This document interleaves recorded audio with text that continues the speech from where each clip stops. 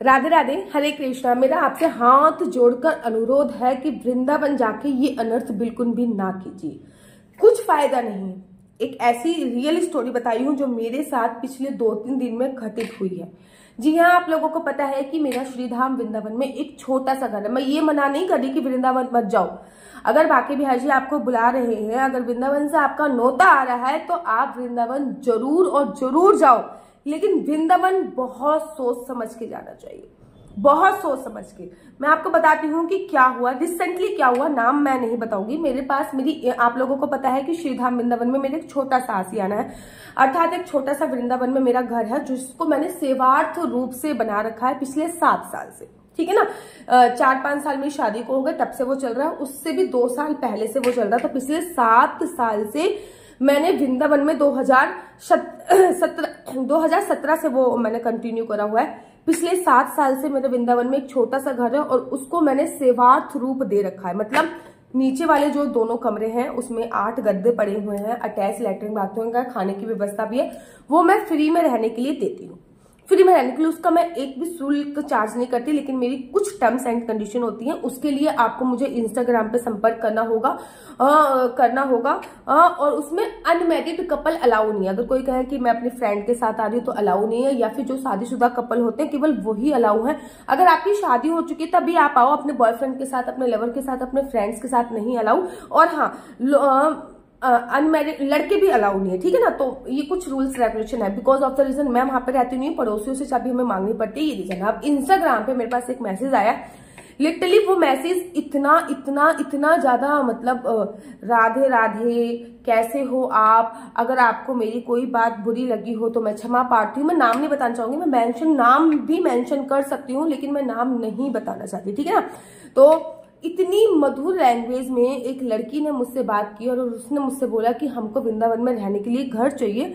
तो मैंने कहा हाँ ठीक है, मैं रहने के लिए घर दे दूंगी। तो उसने मुझसे ये भी बोला कि जब आपके पास समय हो, उसने मेरे को एक डेट फिक्स करी। इंस्टाग्राम पे मैसेज आया, डेट फिक्स करी। मेरी टीम ने बोला कि इस डेट पे तो बुक है। तो उन्होंने क्या करा कि इस डेट पे बुक है, तो उन्होंने कहा जिस डेट के पास आपके पास टाइम हो उस डेट पे आप हमें दे दीजिए। तो जिस डेट पे वो रूम खाली था वो डेट मैंने उनको प्रोवाइड करा दी कि आप इस डेट पे आ सकते हो, आपको 2 दिन के लिए रूम मिल जाएगा। अब हुआ क्या, उसी डेट पे मेरे मॉम डैड का जाना श्रीधाम वृंदावन में हुआ, वो चले गए। और वो लड़की भी, मेरी एक्चुअली टीम से गलती ये हो गई, हम लोग आधार कार्ड मांगते हैं, तो मेरी टीम ने इस बार आधार कार्ड नहीं मांगा क्योंकि मेरी टीम का एक मेंबर छुट्टी पे गया था। ठीक है। तो मेरी टीम ने आधार कार्ड नहीं मांगा। तो जिस हिसाब से वो बात कर रही थी कि मेरे माता पिताजी ने बोला कि हम वहां पे कहाँ पे रुकेंगे, तो मैंने बोला कि आशु दीदी का घर है वहां पे हम रुकेंगे। तो मुझे लगा कि ठीक है, अपने माता पिता के साथ ही आ रही होगी, दैट इज नॉर्मल। मेरी वो लड़की वृंदावन में पहुंच गई, मेरे घर पे भी पहुंच गई। जब मेरी मम्मा ने दरवाजा खोला, उस टाइम पे मेरे माता पिता का भी आना हुआ, क्योंकि मेरे माता पिता महीने के अंत में 5 से 6 दिन के लिए आते ही आते हैं। मेरे मम्मी ने, पापा ने दरवाजा खोला तो मेरी मम्मी को ना, तो उन्होंने बोला कि आशु दीदी का घर ये है। तो मेरी मम्मी ने कहा हाँ यही है। अब उन्होंने रहने के लिए बोला, तो मेरी मम्मी ने कहा ठीक है, आप अंदर वाले कमरे में चले जाइए। लिटरली मेरी माँ ने फोन करा कि बेटा आपने किसको भेजा है। मैंने कहा क्यों, कह रही एक्चुअली वो मुझे मैंने कहा मैंने एक लड़की को भेजा है, वो अपने मम्मी पापा के साथ आई होगी। तो मेरी मम्मी ने मुझसे बोला कि मम्मी पापा तो उनके कोई नहीं दिख रहे, 2 जवान लड़के दिख रहे हैं, 2 जवान लड़कियां दिख रही है। मतलब 2 यंग लड़के हैं और 2 यंग लड़कियां। क्योंकि मैंने उसको ये बताया था कि मेरे घर पे 2 कमरे हैं और एक कमरों में आप लोग, आपके मम्मी पापा रुक जाएंगे, एक कमरों में आप रुक जाना आराम से। ये चीज मैंने उनको मेंशन की थी और वीडियो में भी मैंने ये चीज मेंशन कर रखी कि 2 कमरे हैं, आराम से आप लोग रह सकते हो। ठीक है ना। अब 2 लड़के और 2 लड़की आई। अब मैंने कहा चलो कोई नहीं, भाई बहन होंगे, डोंट वरी, चलो कोई नहीं। एक दिन बीत गया। रात को मेरी मम्मी ने मुझे अगेन फोन करके ये बात बोली कि आशु आप एक बार क्लियर करो बात, मुझे ऐसा महसूस नहीं हो रहा कि ये भाई बहन है। अब मम्मी ने कहा, मैंने कहा क्यों, ऐसा क्यों हुआ कि आपको ऐसा महसूस नहीं हो रहा। मम्मी कह रही एक्चुअली इतनी ज्यादा गर्मी है और उन्होंने पूरे पर्दे लगा रखे हैं और कमरे का भी पर्दा लगा रखा है और खिड़की का भी पर्दा बकायदा एकदम लगाया हुआ है। ऐसा मुझे महसूस नहीं हुआ कि वो आपस में भाई बहन होंगे। मैंने कहा ठीक है। रात को मैंने इग्नोर मार दिया और अगले दिन अर्ली मॉर्निंग मैंने उनको इंस्टाग्राम पे ही मैसेज किया, क्योंकि ये सारे मतलब मैं जो भी घर देती हूँ ना वो इंस्टाग्राम पे देती हूँ, फोन नंबर नहीं मेंशन करती। तो इंस्टाग्राम पे मैंने उनको मैसेज किया, अपनी टीम को बोला कि मैसेज किया। तो उनसे मैंने लिटरली ये पूछा कि आप किसके साथ आई हो बेटा। सबसे पहले मैंने यही पूछा। तो उन्होंने बोला कि मैं आई हूँ, और उन्होंने 2 लड़कों के नाम, एक लड़की का नाम बोला, तो अपने फ्रेंड्स के साथ आई हूँ ये बोला। तो मैंने उनसे बोला, मैंने कहा मुझे लगा कि आप अपने माता पिता के साथ आओगे और आप अपने फ्रेंड्स के साथ आए हो, तो हम ना मतलब ऐसे अनमैरिड बच्चों को रूम नहीं देते, आप आज रात को रूम खाली कर दीजिए। मैंने उनसे इतना बोल दिया। ठीक है, उन्होंने कहा ठीक है, हम लोग जब पहुंचेंगे घर पे, अभी तो हम बाहर है, हम लोग जब भी घर पे पहुंचेंगे तो हम रूम खाली कर देंगे, ठीक है ना। इतने में मैंने अपने डैडी का, मेरे को डैडी का फोन आया। तो मैंने अपने डैडी से बोला, मैंने कहा डैडी मम्मी ने एकदम सही पहचाना, वो भाई बहन नहीं। मेरे माइंड में था कि भाई बहन है, और मेरे पापा के माइंड में भी यही था कि भाई बहन है। मैंने पापा से बोला, पापा जी वो भाई बहन नहीं है, वो कॉलेज के फ्रेंड्स हैं, आप एक बार ऐसे कर लीजिएगा। कि उसने मुझे मैसेज में ये बोला था कि मैं अपने मम्मी पापा से पूछ कर आई। तो मैंने कहा उनसे ना ये बोल दीजिएगा, चलो ठीक है आप अपने पापा से बात करा दो या मम्मी से बात करा दो, सबको तो पता ही है कि आप वृंदावन आए हो और किसके साथ आए हो। तो उसके बाद ना जब वो घर पे आए तो मेरे पापा ने कहा, बेटा आशु ने बोला है कि आप अपने पापा से या मम्मा से बात करा दो। तो उन्होंने कहा ना तो मेरी मम्मी के पास फोन है और ना ही मेरे पापा के पास फोन। मतलब आज के जमाने में कोई इंसान अपने बच्चों को कॉलेज के फ्रेंड्स के साथ घूमने के लिए भेज सकता है, लिटरली घूमने के लिए भेज सकता है, लेकिन एक छोटा सा फोन उसके पास नहीं हो सकता। ऐसा कोई होगा? इतना ब्रॉड माइंड इंसान की अपने अनमैरिड लड़की को अनमैरिड बॉय के साथ घूमने के लिए भेज रहे हैं, लेकिन एक फोन नहीं ले पा रहे हैं। तो ऐसा आज के जमाने में कोई इंसान बड़ा नहीं ले सकता, लेकिन छोटा ले ले, ठीक है।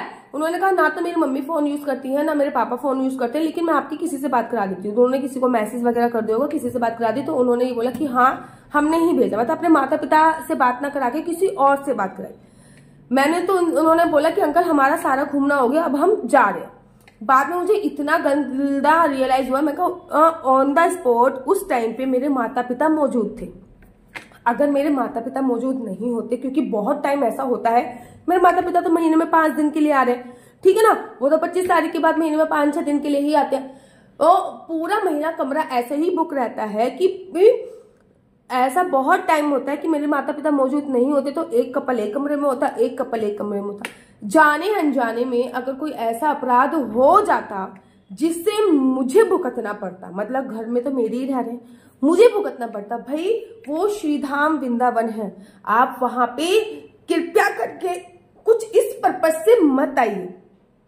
मैं नहीं कह रही कि उस लड़की की इंटेंशन गलत थी, लेकिन वृंदावन में बहुत होटल हैं। अगर आपको अपनी फैमिली के साथ आना है, अगर आपको ऐसे ही आना है जैसे कि कॉलेज फ्रेंडों के साथ आ रहे, तो फिर वृंदावन में बहुत होटल है। मेरा वो मंदिर नुमा जो घर है वो खराब मत कीजिए। मैंने बहुत सभ्य तरीके से ये वीडियो बनाई है, आपका नाम भी मेंशन नहीं किया है।